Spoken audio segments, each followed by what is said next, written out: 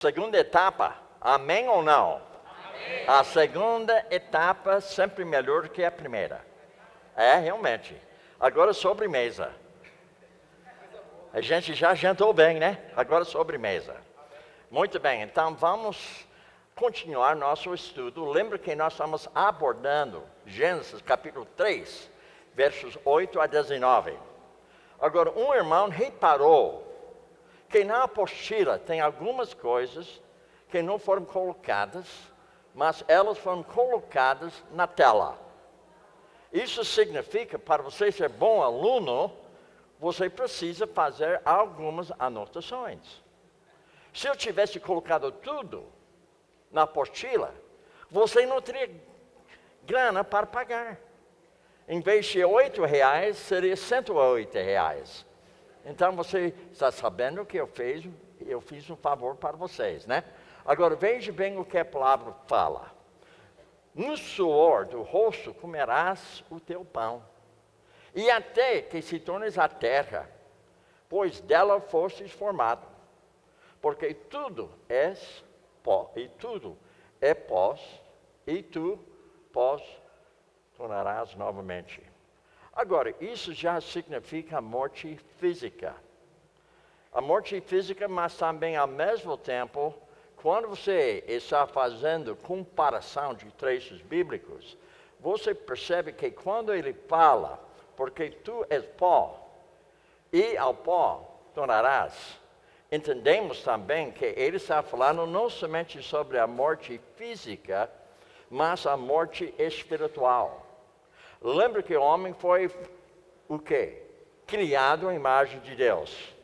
A imagem de Deus não é carne. A imagem de Deus é a parte moral. Não é a parte física. E a imagem de Deus é a parte intelectual. A parte da nossa própria vontade. Nossos sentimentos. Nossa escolha. Nossos desejos. Então, quando se fala tu és pó, ao pó tornarás, entendemos que ele está falando sobre a parte física. Mas também o fato que nós fomos criados à imagem de Deus, ele também está falando a parte o quê? Espiritual. Agora, para entender melhor, Paulo, por sua vez, ele abordou o mesmo assunto. Veja que ele fala, pois o salário do pecado é a morte.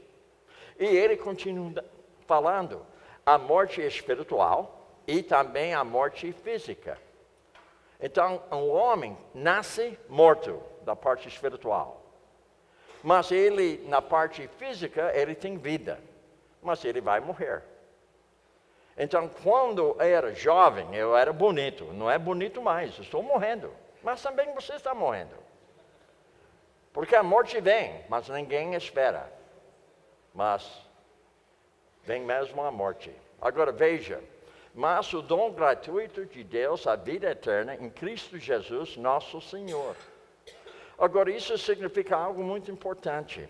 Quando ele fala sobre a vida eterna, Jesus havia ampliado o assunto, fazendo uma oração ao seu Pai, dizendo o seguinte, esta é a vida eterna, que te conheçam. Conheçam o único Deus verdadeiro. E é Jesus Cristo a quem enviaste. Então, conhecer significa relacionamento.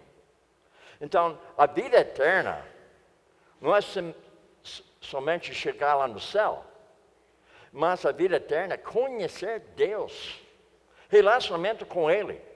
Agora, não resta dúvida que o benefício de conhecer a Deus é a vida eterna que leva você para o céu. Mas até lá, você já está participando com a vida eterna nessa terra, devido ao seu conhecimento da pessoa de Deus. Voltando para a nossa apostila, o desafio do homem hoje é o seguinte: seguirá os falsos mestres da sua cultura. Isso é o problema nosso no dia de hoje. Nós temos pessoas da nossa cultura que não conhecem Deus, mas eles falam de tal maneira que soa bem no ouvido. Até muitos crentes abraçam o que eles falam, porque parece coisa boa, parece coisa correta. Mas não é correta. Então, vamos abordar o que nós devemos pensar. O homem Veja bem, a palavra total iniquidade. Não há nada bom no homem, nada. Ele não tem nada de valor na vida dele. O valor do crente não é a pessoa dele, mas a pessoa que habita nele. Agora imagine esse corpo aqui com valor. Quase acabado, não tem valor. O valor, não é o meu corpo, nem a minha pessoa, o valor que Deus habita em mim. Agora, 2 Timóteo 2:2-4, fala o seguinte: e que de minha parte ouvistes através de muitos testemunhas, isso mesmo transmite a homens fiéis e também idôneos para instruir os outros. Ele continua falando: participe dos meus sofrimentos como bom soldado de Cristo Jesus. Isso significa que é alguém que vai cumprir as ordens de Deus. Agora, minha pergunta para você hoje à noite: a Bíblia fala que você é um soldado de Cristo Jesus. Ele chama você de soldado. Para ser soldado, você tem que cumprir as ordens. Agora, minha pergunta para você hoje à noite: você está cumprindo as ordens de Deus? Eu não estou julgando você, estou colocando diante de você uma palavra que vem da palavra de Deus para você avaliar a sua vida diante desse trecho bíblico que fala: participa dos meus sofrimentos como bom soldado de Cristo, que eu estou cumprindo as ordens de Deus. Como seria para você hoje se você tivesse que prestar contas para Deus hoje da sua vida de ontem? Você teria vergonha ou você teria prazer? Por esse motivo, coloco diante de você justamente a palavra para que haja uma avaliação de si mesmo, entendendo que quando aconselhado, quando o discípulo que você está discipulando, você tem que fazer a mesma coisa com ele. Nós devemos cobrir prestação de contas a respeito de ser soldado. Veja, nenhum soldado em serviço se envolve em negócios dessa vida, porque o seu objetivo é satisfazer aquele que o arregimentou. Agora, vocês sabem que um dia nós estaremos diante dele. A questão, ele vai perceber que a nossa vida, que o objetivo da nossa vida é para satisfazer ele. Agora, não digo que você tem que ser uma pessoa perfeita. Ninguém é. Mas você deve ser uma pessoa constante diante de Deus, sabendo que todo dia você procura como sua meta satisfazer, agradar a pessoa de Deus. Voltando para a apostila, então, amantes de si mesmos, isso é o problema nosso. A Bíblia fala que tem 2 grandes mandamentos: amar a teu Deus, amar a teu próximo como a si mesmo. Mas ele não fala que você deve amar a si mesmo. Ele está dizendo que o homem, pela sua natureza, ele procura se amar. Então ele fala só 2 grandes mandamentos. O primeiro mandamento, amar a teu Deus, significa 4 mandamentos verticais. E amar a teu próximo, 6 mandamentos horizontais. Então, eu amo a Deus, 4 mandamentos. Eu amo o meu próximo, mais 6 mandamentos, ou seja, os 10 mandamentos completos. Então, quando ele fala amar a teu Deus, amar a teu próximo, ele está dizendo que isso cumpre os 10 mandamentos. Ele diz que todos os profetas e a lei dependem desses 2 mandamentos. Ou seja, amar a teu Deus, amar a teu próximo. Mas o problema, como foi no caso de Adão, lembra que ele culpou a esposa? Sabe por quê? Porque ele se amava. Eu não sou culpado, ela é. Mas ela se amava tanto que ela culpou a serpente. Quantas vezes você culpou alguém do seu pecado? Só eu. Certa vez eu falei para minha esposa: você me deixa nervoso. Quem eu culpei? Ela. Então você percebe, o problema não é ela, o problema é o Bill. Mas eu queria jogar nela. E às vezes um homem fala: mas você me irrita. Não, A irritação está dentro de você. Você perdeu o controle porque você não está sendo submisso à pessoa de Deus. Amor, alegria, paz, longanimidade, bondade, benignidade, fidelidade, mansidão, domínio próprio. Percebe, irmãos? A questão de você entender que o inimigo maior seu é você mesmo. Agora, notem. Número 2, avarentos, amantes do dinheiro. Alguém tem esse problema? Lembra que eu falei sobre camisas? Ninguém me deu camisa, eu tenho que comprar. Eu fui na loja um dia, eu falei, olha, eu tenho um cartão de fé. Mas ele não aceitou, eu tinha que usar grana. Então percebe, às vezes, eu amava a camisa mais do que meu próprio Deus. Agora, eu tenho vergonha de dizer isso para você. Mas você percebe que cada um de nós tem algo que você precisa vencer. Agora, notem outra coisa aqui. Arrogantes. E, além disso, ímpios, profanos. E, sem afeição natural, implacáveis. Isto é o homem. Descontrolado. Então, tudo isso aí descreve o homem sem Deus. Tudo isso. Você e eu, nós somos isso mesmo. Quando você não está sendo controlado pelo Espírito Santo, você é capaz de ser cada um desses itens aí na sua própria vida. Inimigo do bem. Então, se você quer olhar no espelho hoje, aqui é o espelho. Isso é o homem.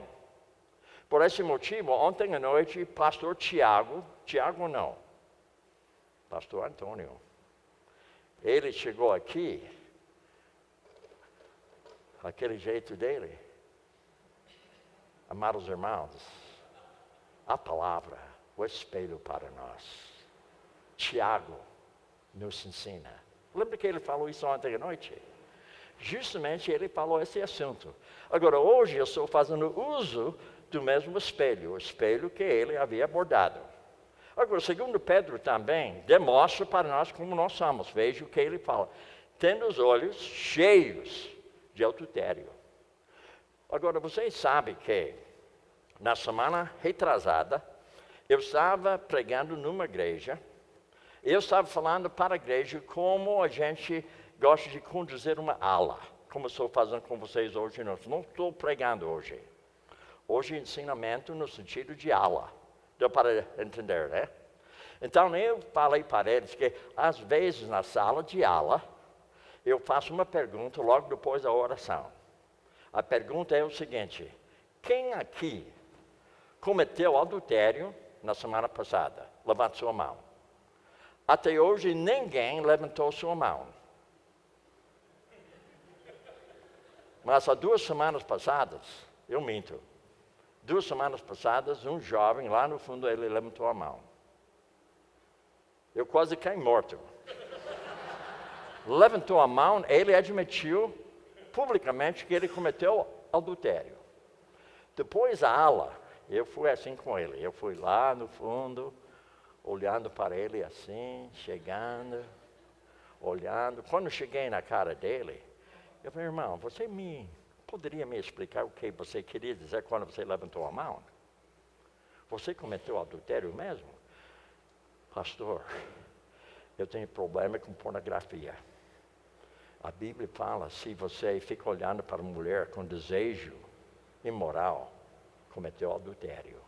Ele foi honesto, não foi? Agora, eu estou tendo com ele encontro semanal com ele agora. Porque ele admitiu que ele tinha problema. Esse problema é tendo olhos cheios de adultério. E ele começa a falar outras coisas a mais aqui.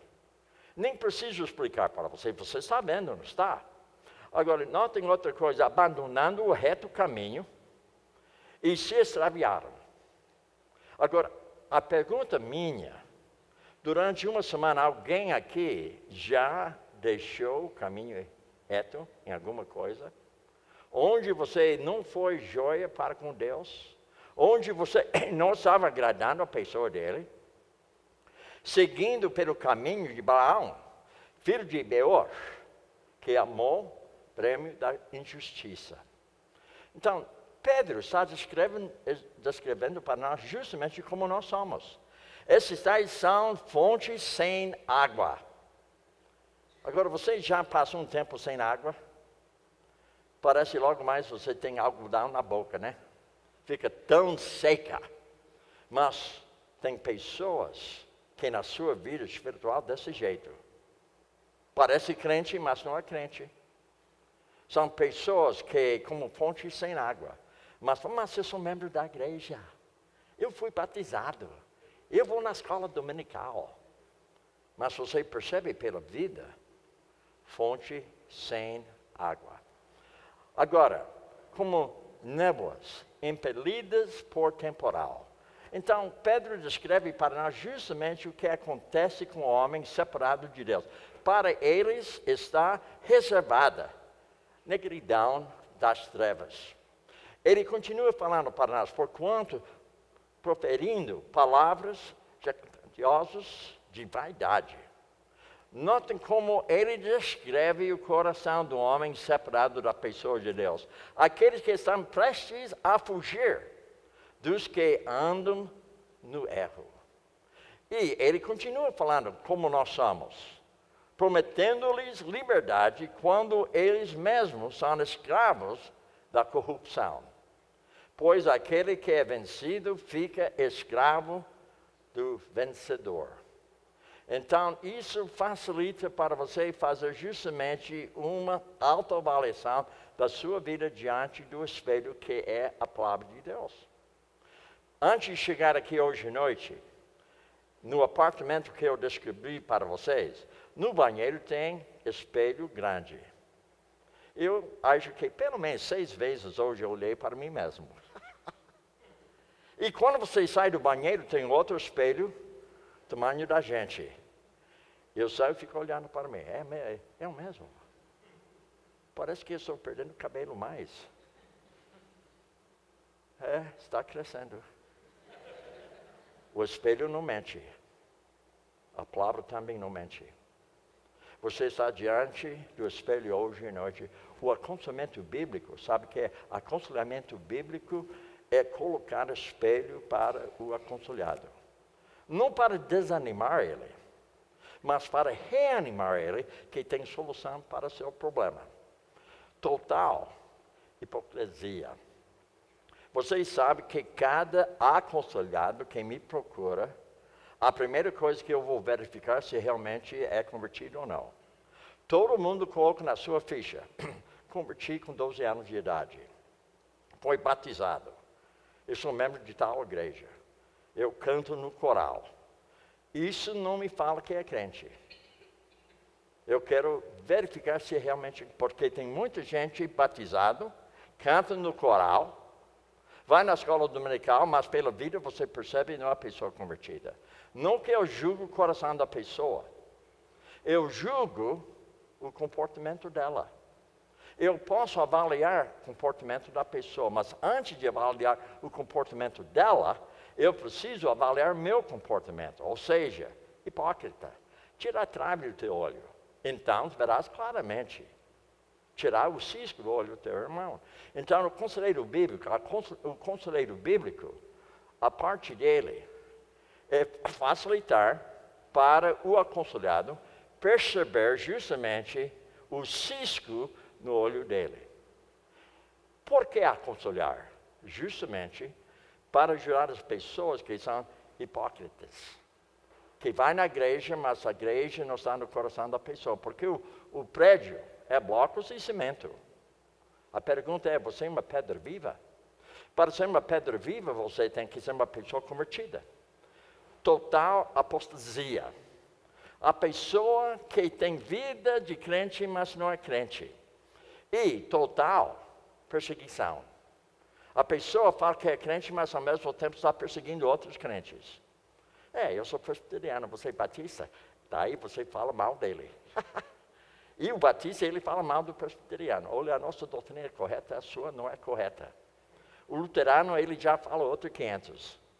Então, na verdade, uma perseguição de crente entre crentes. Já percebeu? Agora, 2 Timóteo facilita entender melhor aquilo que eu abordei. Igualmente, o atleta não é curado se não lutar segundo as normas. Ou seja, ele precisa ser treinado. Vocês conhecem Caio, o filho dele? Ele joga bem. Joga ou não joga? Alguém já percebeu que ele joga bem? Ele joga bem. Mas para jogar bem, você tem que treinar bem. Ele é gente fina, né? Ele se cuida. Ele se treina. Ele tem realmente desejo grande de jogar. Ele tem prazer em jogar. Agora, minha pergunta para o crente é: Deus nos chama como se fossem atletas. O atleta vai treinar. Você é um crente treinado? Você é uma pessoa que segue a Cristo sendo treinado pelo seu discipulador? Pelo seu conselheiro, você está sendo treinado. Então, quando Paulo colocou isso para a nossa palavra, eu preciso me avaliar. Será que eu sou treinado como conselheiro? Então, por isso eu chamo hoje à noite de treinamento, através de uma aula para você hoje à noite. O lavrador que trabalha deve ser primeiro a participar dos frutos. Agora veja, isso significa uma pessoa paciente. O fazendeiro, o lavrador, ele tem que ser uma pessoa paciente. Ele coloca a semente e ele fica olhando. Será que vai? Está demorando aí. E a chuva? Não prometeu chuva? Não caiu chuva. Não cresce. Então ele precisa, paciente, não precisa. Ele vai colocar semente, mas Deus que faz o quê? Crescimento. Então nós devemos ser iguais, lavrador. Pondera o que acabo de dizer. O Paulo era bem sábio, né? Ele fala para Timóteo: pondera o que acabo de dizer, porque o Senhor te dará compreensão em todas as coisas. Então, hoje à noite, eu estou tomando o papel de Paulo, passando para você como você deve avaliar a sua vida diante da palavra. Agora, ele fala: lembra-te de Jesus Cristo, ressuscitado entre os mortos, descendente de Davi, segundo o meu evangelho. E ele continua explicando: pelo qual eu estou sofrendo até gemadas como malfeitor, contudo, a palavra de Deus não está aumentada. Então, notem que nós não temos como colocar corrente em volta da palavra, porque ela tem liberdade. Ela que nem uma espada de dois gumes. Timóteo, novamente, ele continua falando: fiel é a palavra. Agora, fiel à palavra, já morreremos com ele, também viveremos com ele. E se perseverarmos também, perseverarmos também com ele, reinaremos. Ou seja, se negamos, ele, por sua vez, nos negará, se somos infiéis. A pergunta para nós hoje: ele nega você, ele suporta você. Porque às vezes você nega ele. E a palavra é pesada, não é pesada. Não é para eu julgar você, nem você, nem você.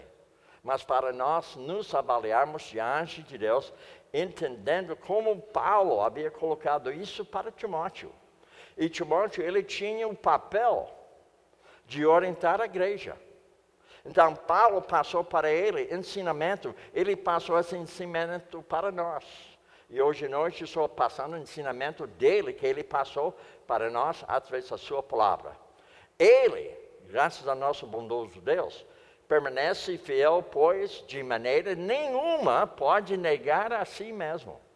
Então, quando ele colocou uma confiança em nós, ele não se nega mais. Ele não nega você mais. Ele entende que você não é perfeito, mas ele deseja que você seja constante, agradando a ele e não a si mesmo. Rejeitará ele a verdade. Ou seja, ele precisa de ensinamento, não precisa. Ele precisa de ensinamento para repreensão ele precisa também para correção, ele precisa também para educação na justiça. Agora, lembra que nós abordamos esse trecho bíblico, que toda palavra, ou seja, a Escritura, inspirada por Deus, é útil para ensino, para repreensão, para correção, para educação na justiça, a fim de que o homem de Deus seja perfeito. E, notem, perfeitamente habilitado para toda boa obra. Ou seja, 2 Timóteo 3, 16, 17, para deixar bem claro para você, o que eu faço com o aconselhado, com o discípulo, a primeira coisa, eu vou ensinar ele o que é correto. Não, isso mesmo. Você vai ensinar para ele como ele deve se conduzir. O que é correto segundo a palavra de Deus. Mas eu já sei que ele não vai sempre andar de acordo com a palavra de Deus. Então eu preciso fazer o quê? Eu preciso repreender o que está errado na vida dele.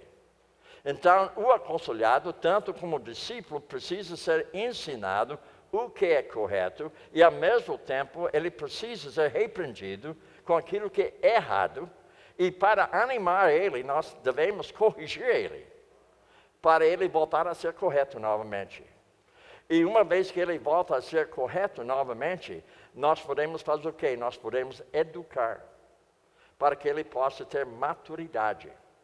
Então, na verdade, nós estamos treinando ele. Como Caio, quando ele joga no jogo, antes ele tem um técnico, ele precisa ser treinado. E se ele não corresponder com o técnico, ele fica no banco, ele não vai jogar. Agora, a pergunta minha hoje à noite, você está no banco ou você está jogando? Você está envolvido na obra de Deus? Você está envolvido no discipulado? Agora, voltando para a nossa apostila, por causa do modo como a igreja primitiva enfatizou o ministério da palavra de Deus em vários cenários. Então, vamos ver algumas. Grupo grande. Agora, hoje à noite, nós temos um grupo grande. Eu estou aqui diante de vocês fazendo uma parte de discipulado. Percebem? Então, isso se chama discipulado grupo grande. E depois, percebe outra coisa. A palavra de Deus apoia isso aí, dizendo o seguinte: no primeiro dia da semana, estando nós reunidos com o fim de partir o pão, Paulo, que devia seguir viagem no imediato. Agora, exortava-os a prolongar o discurso até meia-noite, mas eu vou terminar antes, porque ele me cobrou. E eu concordei com a cobrança. Agora, havia muitas lâmpadas no cenáculo, onde estávamos reunidos. Agora, isso é um grupo grande, não é? Então, Paulo estava dando uma aula para um grupo grande. Agora, lembra que naquela noite alguém caiu da janela, morreu e foi ressuscitado. Incrível. Se alguém aqui cai morto, eu não posso ressuscitar você. Até eu gostaria, mas eu não posso. Agora, em vários cenários, notem comigo o grupo pequeno. Agora, o grupo pequeno, quando você tem 4, 5, 6, 7 pessoas, e você está abrindo a palavra de Deus, ensinando. Uma igreja que eu ajudei a implantar lá nos Estados Unidos há 4 anos passados, nossa meta discipulado, grupo grande. E os membros da igreja são obrigados a participar em grupo pequeno. Se não vai participar em grupo pequeno, você não pode ser membro da igreja. É duro, não é? Mas nós começamos em grupo grande. Para você participar com grupo grande, você tem que encaixar grupo pequeno. Agora, a igreja não cresce com facilidade, mas com qualidade cresce. Aquela igreja que nós fundamos lá, com 20 pessoas, agora está em 120 pessoas depois de 4 anos. Cada um participa em grupo grande discipulado, cada um participa em grupo pequeno. E, notem então, isso tem base bíblica. Veja o que fala: jamais deixando de vos anunciar coisa alguma proveitosa, de vou ensinar publicamente, e também o que? De casa em casa. grupos menores. Agora, notem outra coisa importante. Individualmente. Individualmente quer dizer que uma pessoa, um a um. No meu caso, eu tenho uma padaria que fica 10 minutos da minha casa. Na segunda-feira, estou lá, 7:30 da manhã até 6 horas da noite. Fazendo discipulado um a um. Tem pessoas que encontram comigo por 1h15 minutos. Entre 7:30 da manhã até 18 horas da tarde. Na terça-feira, a mesma coisa. Na quarta-feira, eu estou dando aconselhamento bíblico na minha igreja. Na quinta-feira, eu volto para a padaria novamente, 7:30 até 18 horas. Atualmente, estou discipulando 15 homens, um a um. E cada um deles pertence a um grupo pequeno. E cada um deles pertence a um grupo maior. Isso se chama discipulado. Grupo grande, que vale. Grupo menor, vale. Um a um, vale. Tudo isso faz parte do discipulado. Agora, trecho bíblico, portanto, vigiai, lembrando-vos de que por 3 anos, noite e dia, não cessei de admoestar com lágrimas a cada um. Eu creio que houve momentos que Paulo ficava só com uma pessoa. Ele cobrava. Ele tinha que prestar contas com ele. Hebreus 10, 24 e 25. Consideremos também uns aos outros para nos estimularmos o amor e as boas obras. Isso significa motivar a pessoa. Hoje à noite, o meu papel com você é estimular, motivar você a ser conselheiro bíblico, discipulador, discípulo de Jesus Cristo, participando um a um, em grupo pequeno, grupo maior. Ser um conselheiro bíblico, dando aconselhamento bíblico para as pessoas que não estão lidando bem com seus problemas, que precisam de ajuda do lado bíblico. E não deixemos de congregar-nos, como costume de alguns antes. Isso significa que reunir. Então nós estamos aqui hoje à noite reunidos, grupo maior, mas um grupo pequeno. E um a um. Agora, seu pastor, mesmo com o pastor Tiago, os dois não podem discipular todo mundo aqui um a um. Mas eles podem discipular alguém para discipular você um a um. Deu para entender? Isso se chama multiplicação. Façamos as demonstrações e tanto mais quanto vezes que o dia se aproxima. Isso significa aconselhar. Quando você está demonstrando alguém, você está aconselhando a pessoa. Você está discipulando ela. Notem outra coisa importante aqui. Onde a palavra de Deus é central, observe a ênfase sobre a verdade bíblica no livro de Atos, capítulo 20. Onde nós encontramos o seguinte: havemos atravessado aquelas terras, fortalecendo os discípulos com muitas exortações, dirigiu-se para Grécia. Isto é a demonstração e consolar, sendo uma pessoa que está consolando outras pessoas.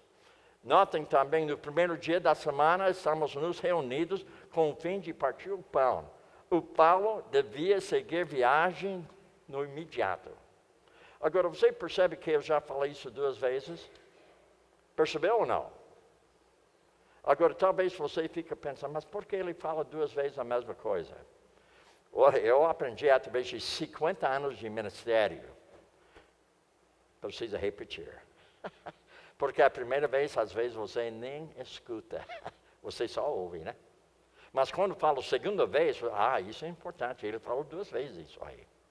Então, percebe, o bom professor precisa repetir, porque ele sabe que a pessoa, às vezes, ouve e não escuta. Então, por esse motivo, eu estou facilitando para você escutar a própria palavra. Porque jamais deixarei de vos anunciar todo o desígnio de Deus, ou seja, o plano dele para a nossa própria vida. Observe a ênfase sobre essa verdade no começo de Atos 20. Então, notem que ele fala: agora, pois, encomendando-vos ao Senhor e a palavra da sua graça, que tem poder para vos edificar, da herança entre todos os que são santificados, ou seja, aqueles que são convertidos de verdade, e a palavra da graça de Deus. Agora, essa palavra da graça de Deus, quem tem poder para edificar? A pessoa de Deus que coloca para nós a sua graça e o poder para nos edificar. E quem tem poder para vos edificar e dar a herança entre todos os que são santificados, ou seja, aqueles que são verdadeiramente pessoas convertidas, com várias abordagens. Encorajar as pessoas e dar conforto para elas. Veja que Paulo fala aqui nessa carta: consolai-vos, pois, uns aos outros com essas palavras. E essas palavras, veja, pelo contrário, exortai-vos mutuamente cada um, durante o tempo que se chama hoje, a fim de que ninguém de vos seja endurecido pelo engano do pecado na sua própria vida. Ou seja, aconselhar, discipular, admoestar. Número 2, então, ensinar a palavra para a pessoa. Veja que Paulo coloca: o qual nós anunciamos, advertindo todo homem e ensinando todo homem em toda sabedoria, a fim de apresentar todo homem o que é perfeito diante de Cristo, ou seja, em Cristo, com maturidade. Agora, número 3, admoestar. Romanos 15, 14.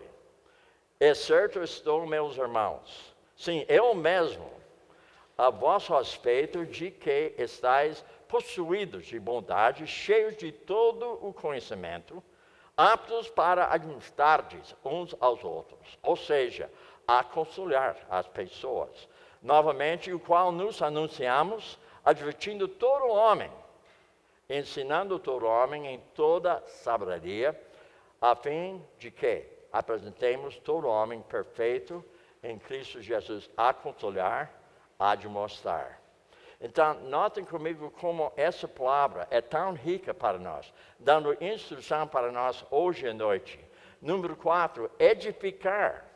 Agora, quando se fala edificar, notem o seguinte: fala sobre edificar, isso significa que você reanima a pessoa a crescer. Você confronta a pessoa, você reanima a pessoa, você coloca a esperança bíblica para a pessoa, você faz com que a pessoa possa entender que precisa ter mudança no modo de pensar, falar e agir. E que ela precisa de um plano para ela conseguir consolar as pessoas, ou seja, consolai-vos, pois, uns aos outros, edificai-vos, eticamente como também estáis fazendo. Ele continua falando para nós o seguinte, número 6, ajudar as pessoas. Tudo isso faz parte de quê? Aconselhamento bíblico discipulado. Exortamos também, irmãos, a que admoesteis os insubmissos. E isso seria aconselhar, amoestar a pessoa, admoestar a pessoa. E consolais os desanimados. Quem sabe hoje à noite existe alguém aqui desanimado? Há momentos que eu passo por um desânimo também. Há momentos que o desânimo pega a pessoa. Eu tenho um problema aqui no meu joelho, e quando eu levanto da parte da manhã, o desânimo me pega. Ah, Bill, você tem que andar hoje. Mas dói pra caramba. Mas dói mesmo. E eu me desanimo. Pensando, puxa, estou ficando velho mesmo, né? Agora o joelho não combina mais comigo. Parece que a cabeça é boa, mas o joelho não presta mais. Então, momentos de ânimo que a pessoa precisa. Agora, veja também, amparais os fracos e sejam longânimos para com todos. Tudo isso faz parte de aconselhamento bíblico. Por esse motivo, hoje à noite, nós estamos abordando por que aconselhar. Onde a palavra, ou seja, o verbo encarnada, é o nosso exemplo, ou seja, na pessoa de Cristo Jesus. Ele é nosso exemplo, porque mistério privado da palavra é uma parte importante dos ministérios de discipulado geral da igreja. Vamos responder essa pergunta. Por que é importante? Discipulado normal. Lembra que nós abordamos o discípulo normal, mostrando aquele rio do discipulado? E o discipulado preparatório, onde você está evangelizando a pessoa. E discipulado corretivo, concentrado. Então, tudo isso faz parte daquilo que é importante para a nossa própria vida. Agora, estou terminando um pouco antes do horário, mas apenas eu quero falar para você que amanhã nós vamos dar continuidade daquilo que foi abordado hoje à noite. Nós havíamos passado justamente hoje alguns princípios bíblicos a respeito de por que aconselhar. Agora, facilmente você pode dizer para mim hoje à noite, antes de terminar, pelo menos um ou dois irmãos poderiam me dizer por que aconselhar. Alguém poderia me dizer por quê? Alguém? Eu vou escolher alguém. Eu falei durante quase 1h30 hoje sobre esse assunto.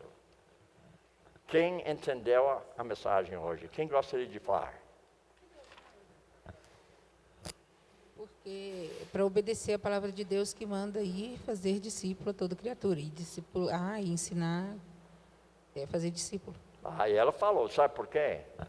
Porque ela participou no exército. Ela sabe, o soldado precisa o quê? Cumprir as ordenanças, ou seja, ordens. Mais alguém? Por que aconselhar? Mais alguém? Por quê?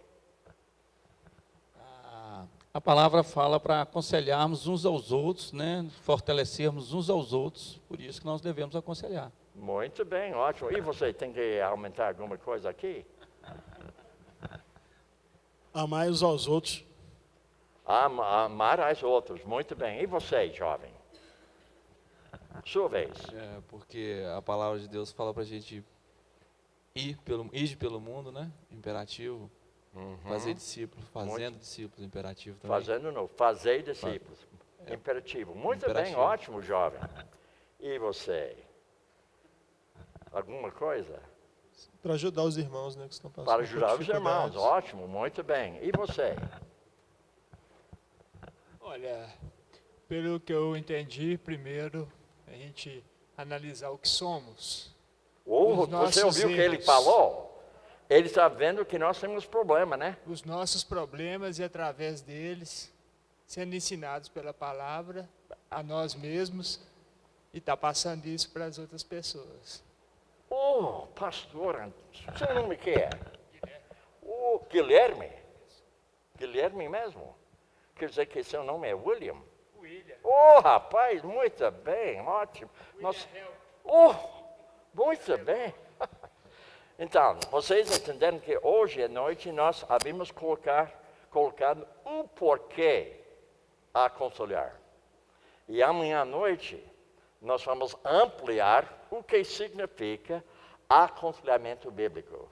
Amém, aleluia, amém. Agora a palavra para o pastor Antônio.